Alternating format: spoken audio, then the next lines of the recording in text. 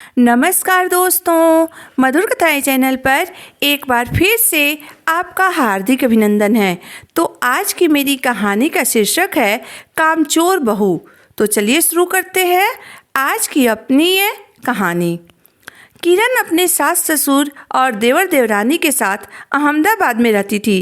किरण का स्वभाव बहुत ही अच्छा था और वह एक कुशल गृहिणी भी थी। घर के सारे काम समय पर करना, सास ससुर की सेवा करना और देवर देवरानी के साथ प्यार से रहना उसे खूब आता था।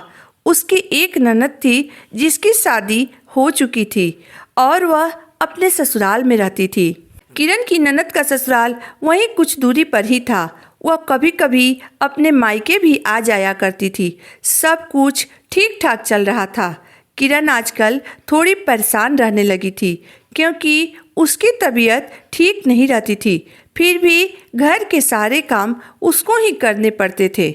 उसकी देवरानी नेहा केवल चाय बनाती और सब्जी काटकर रसोई से बाहर निकल जाती थी। उसके बाद सारे काम किरण को ही देखने पड़ते थे। खाना बनाने से लेकर झाड़ू पोछा तक किरण ही करती थी। एक दिन अचानक किरण को तेज बुखार हो गया। उसने अपनी देवरानी नेहा को बुलाकर कहा, नेहा, आज तुम खाना बना लो और कपड़े धो लो। मुझसे उठा नहीं जा रहा है, मुझे बहुत तेज बुखार है।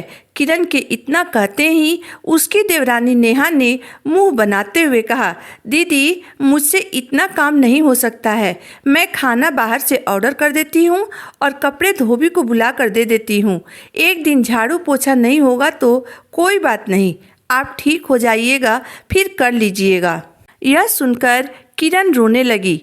तभी किरण की सास वहां पर आ गई।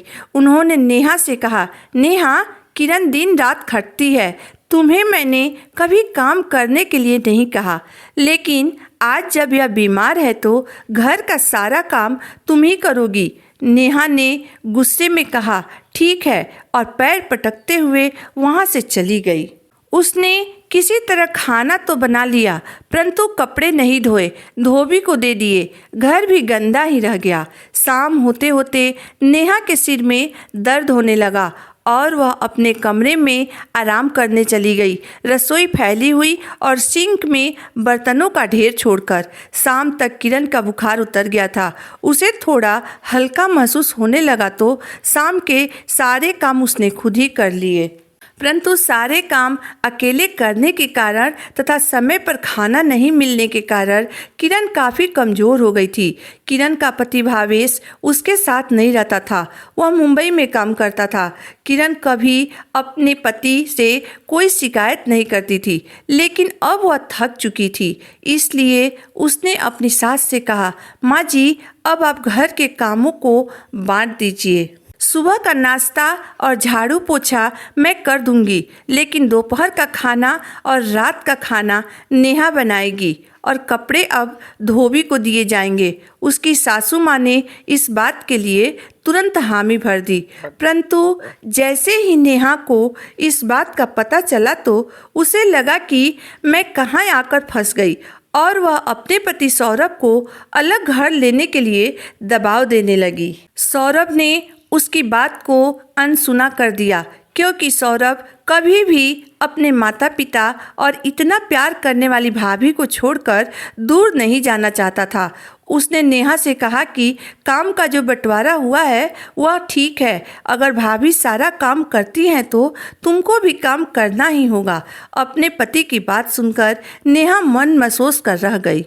किसी तरह एक सप्ताह बीता। एक सप्ताह के बाद शाम होते होते नेहा के सिर में दर्द होने लगता और वह रोती हुई अपने कमरे में जाकर सो जाती और जब खाना बन जाता तो चुपचाप जाकर खाना खा लेती तथा फिर अपने कमरे में जाकर सो जाती। नेहा का यह रोज का आदत बन गया था। किरण नेहा के स्वभाव को बहुत अच्छे से जानती थी, इसलिए वह कुछ नहीं कहती थी और नेहा के हिस्से के भी काम खुद ही कर लेती थी। परंतु उसकी सास को नेहा की यह आदत बिल्कुल अच्छी नहीं लगती थी। उन्होंने नेहा को अपने पास बुलाकर प्यार से समझाया और बोली, देखो नेहा, जब काम का बंटवारा हो चुका है तो तुम्हें अपने हिस्से की काम करनी ही होगी। नहीं तो मैं तुम्हारी शिकायत सौरभ से कर दूंगी। वह दिन भर बाहर काम करता है और शाम को थका हारा घर आता है, इसलिए मैं कुछ नहीं कह पाती हूँ। यह सुनकर नेहा ने गुस्सा कर सास को देखा और वहाँ से पैर पटकती हुई अपने कमरे में चली गई। एक दिन खाना बनाते समय नेहा अचानक गिरकर बेहोश हो गई। सबने उसे उठाकर बिस्तर पर लिटा दिया और तुरंत डॉक्टर को बुलाया गया। डॉक्टर ने कहा नेहा का बीपी बहुत लो हो गया है और यह बहुत कमजोर भी हो गई है। इसको आराम की सख्त जरूरत है। यह सुनकर उसकी सास और किरण दोनों एक दूसरे का मुंह देखने लगी। थोड़ी देर बाद जब नेहा को होश आया तो किरण ने कहा, ठीक है, अब मैं ही घर का सारा काम कर लूंगी, तुम अब आराम करो।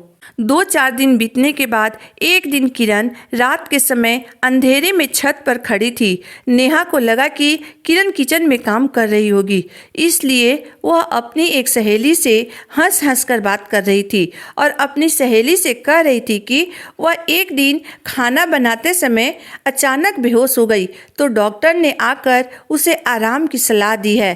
तब से वह खूब आराम कर रही है।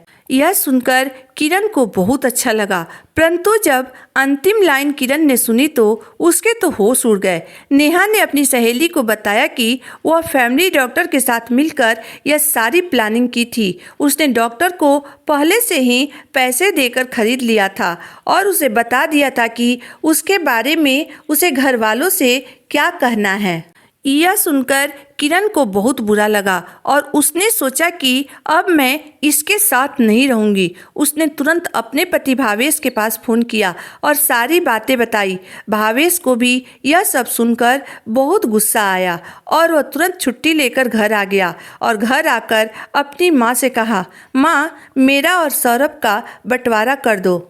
मेरी पत्नी अब उन लोगों के साथ नहीं रहेगी। मेरी पत्नी भी इंसान है और जिस तरह से बाकी के लोग इस घर में अपने पूरे अधिकार से रहते हैं, उसका भी उतना ही अधिकार है इस घर पर। अगर उसे उसका अधिकार नहीं मिला तो मैं उसे अपने साथ ले जाऊंगा। यह कहते हुए भावेश ने अपने माता पिता के सामने नेहा की सारी बातें बताकर उसकी पोल खोल दी। तो दोस्तों, आज की मेरी कहानी यहीं तक थी। दोस्तों, हमारे समाज में आजकल यह बहुत बड़ी समस्या हो गई है कि जिस घर में 2-3 बहुएं हैं, उस घर में आए दिन काम को लेकर कुछ न कुछ झगड़े होते ही रहते हैं और यह एक दिन बंटवारे का कारण बन जाता है। इसलिए दोस्तों, हमें घर के कामों को मिलजुल कर करना चाहिए। इसमें आपकी राय क्या है, आप मुझे ज़रूर बताइएगा। अगर आपको मेरी कहानी अंत तक पढ़ने और सुनने के बाद पसंद आई हो तो मेरे वीडियो को लाइक कर दीजिएगा, चैनल को सब्सक्राइब कर दीजिएगा। तो फिर मिलते हैं एक नई वीडियो, एक नई कहानी के साथ। तब तक के लिए धन्यवाद।